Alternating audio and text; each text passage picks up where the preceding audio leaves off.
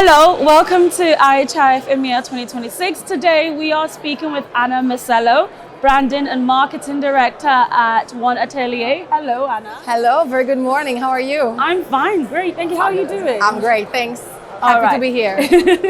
So you have worked with so many different interesting brands. I'm not going to take it away from you, but Fendi is one of them. Tell me a little bit about the work you have done with some of these brands, what brands you've worked with, and what really differentiates from a real estate perspective a lifestyle brand from a hospitality brand.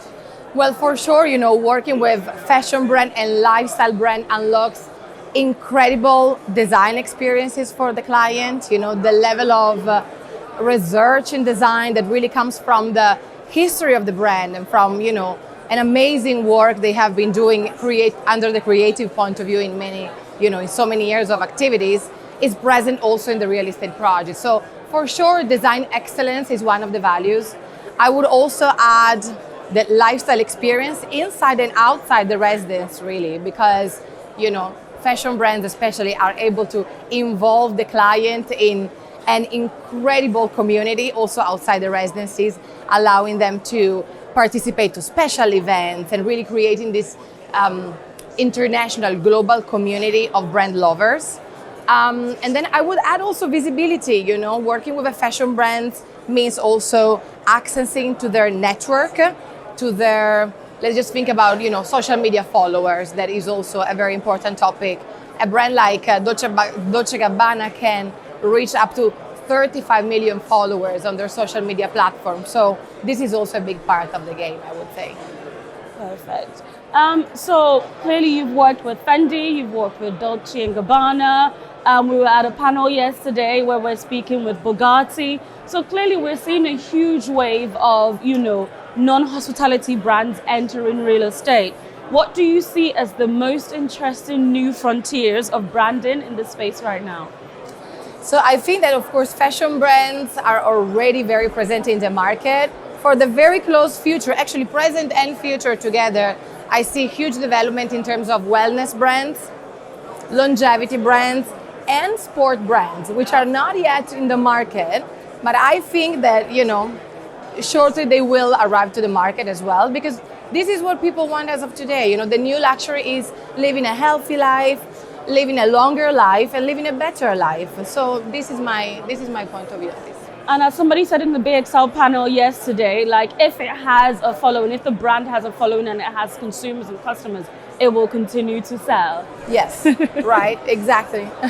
So at what point in a project do you think that a developer or an owner should bring in a brand advisory like One Atelier?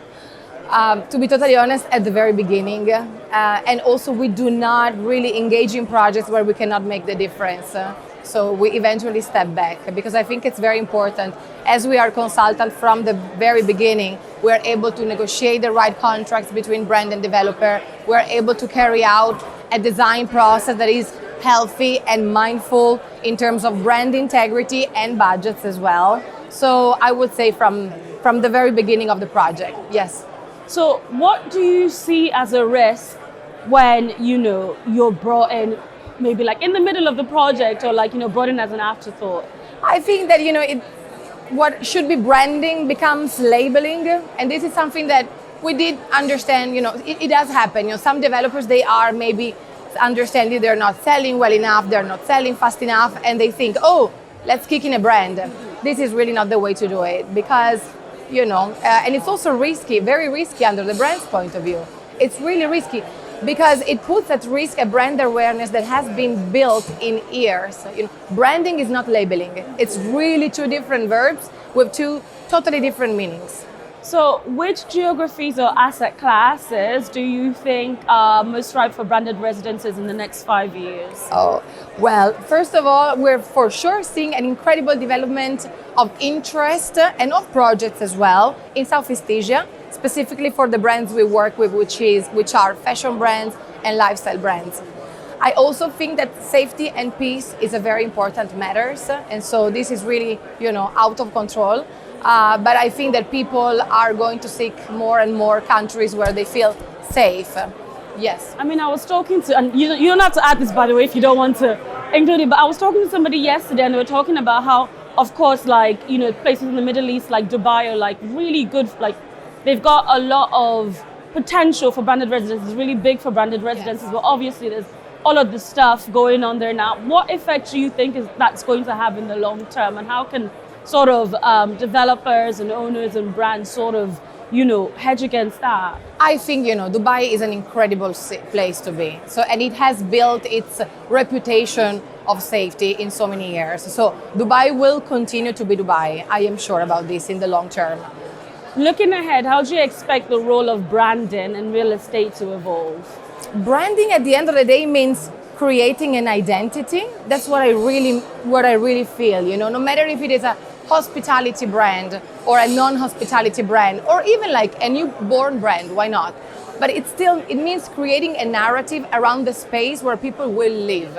And that's what branding is. So it is a conditio sine qua non for a good real estate project to have a well thought narrative behind it, because we are human beings at the end of the day, and we need to feel part of something. We need to feel part of the community. We need to, you know, get along with our neighbors, and we need to, you know, feel safe and part of a community. And I think that branding, that's what branding is about, really. Create a community for people to belong to.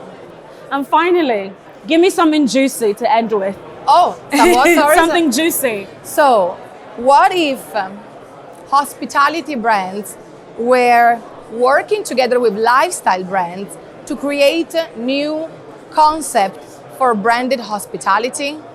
We have some example of collaboration done in the past and incredibly successful, such as the Baccarat, of course, with Starwood Group, as well as Marriott with Bulgari.